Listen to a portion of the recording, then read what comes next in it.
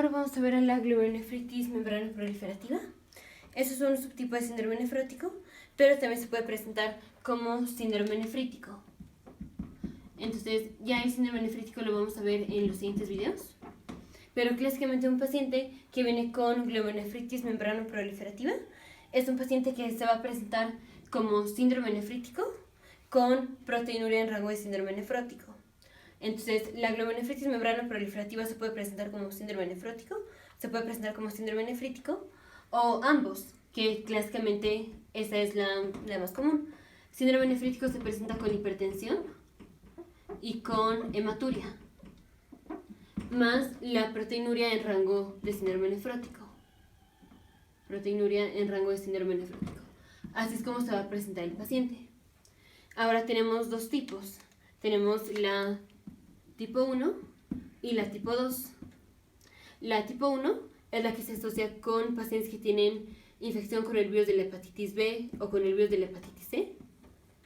Y la tipo 3 es la que se asocia a pacientes que tienen factor C3 nefrítico. Entonces, esto clásicamente afecta más a adultos que niños. Se presenta mucho más en adultos que en niños. Y tenemos forma primaria y forma secundaria. La primaria es pues idiopático. Secundario es, por ejemplo, la tipo 1, que es secundario a virus de hepatitis B o hepatitis C. Los niños generalmente es de forma primaria. Pero es muy, muy raro que tengamos glomerulonefritis membrana proliferativa en un niño. Ahora, ¿qué es el factor C3 nefrítico? Entonces, este es un anticuerpo que estabiliza a la enzima C3 convertasa. Entonces, rápidamente recordemos qué es lo que hace esta enzima.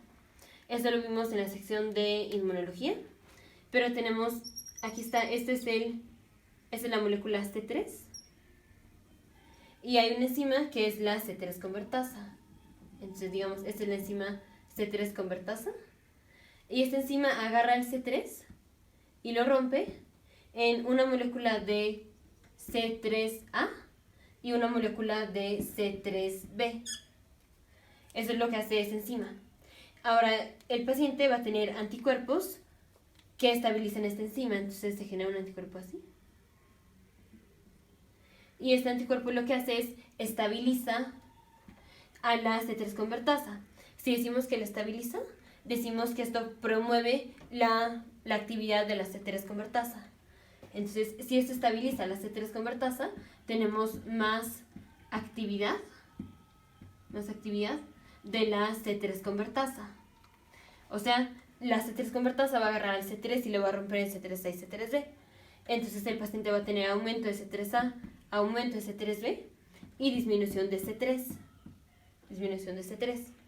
Entonces, esto es lo que vamos a encontrar en el tipo 2. Factor nefrítico, que es un anticuerpo que estabiliza la C3 convertasa, y una disminución del factor C3. Entonces es tipo 1, tipo 2. Ahora en las dos vamos a tener depósitos de complejos inmunes.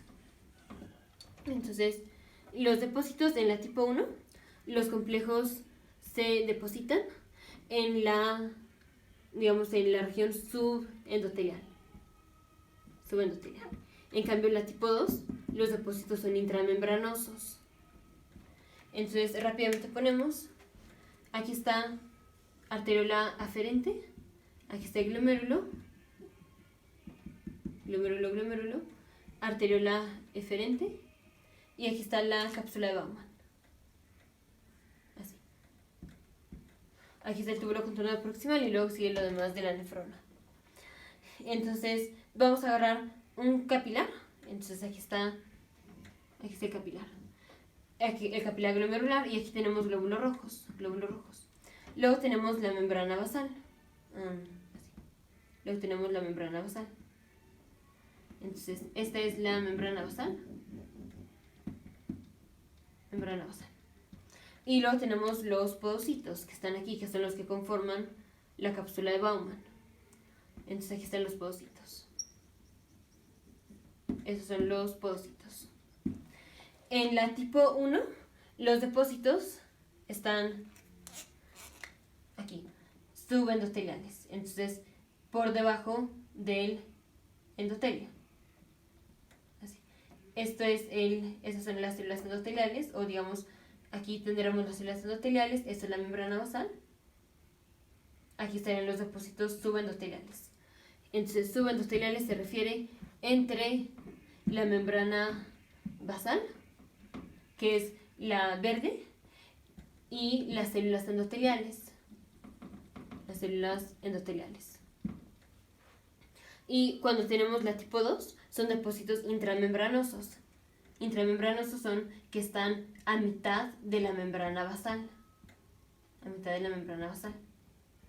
Entonces, intramembranosos se encuentran en la membrana basal. En la membrana basal.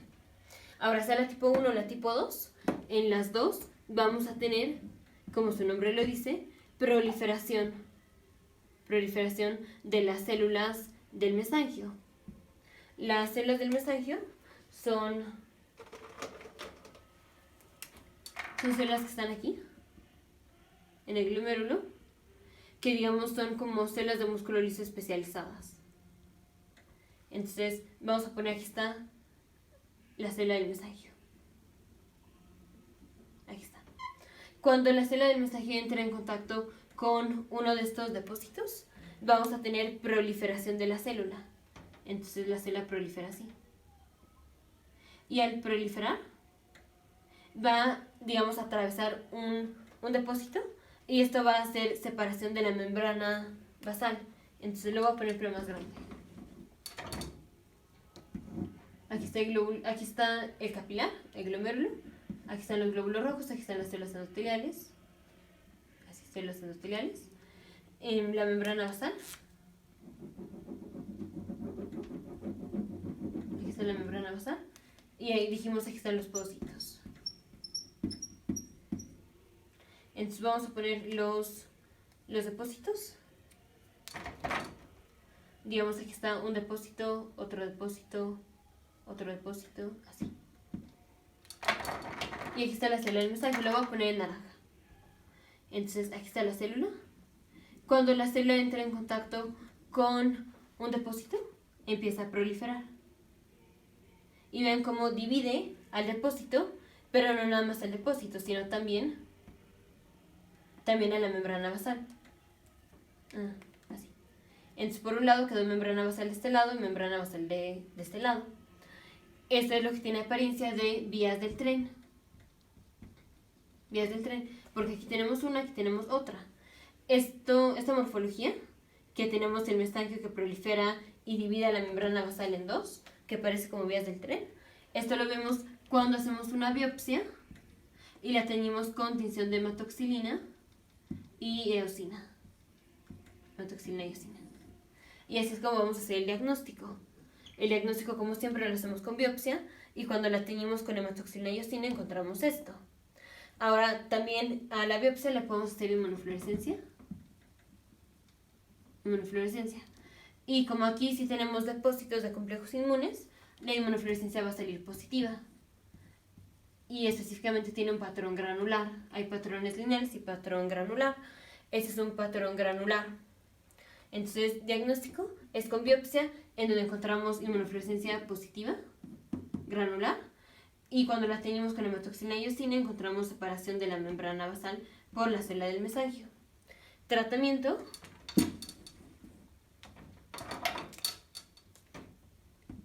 Tratamiento es, al paciente le vamos a dar prednisona.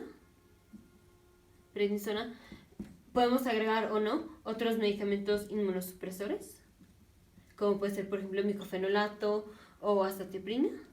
Y generalmente agregamos los inhibidores del sistema renina-angiotensina-aldosterona. Entonces, damos prednisona, podemos agregar otro inmunosupresor, y damos, por ejemplo, los inhibidores de la enzima convertida en angiotensina o los antagonistas de los receptores de angiotensina, por ejemplo. En complicaciones es que el paciente termine con falla renal crónica. Nos vemos en el siguiente video de futuros médicos, científicos e ingenieros.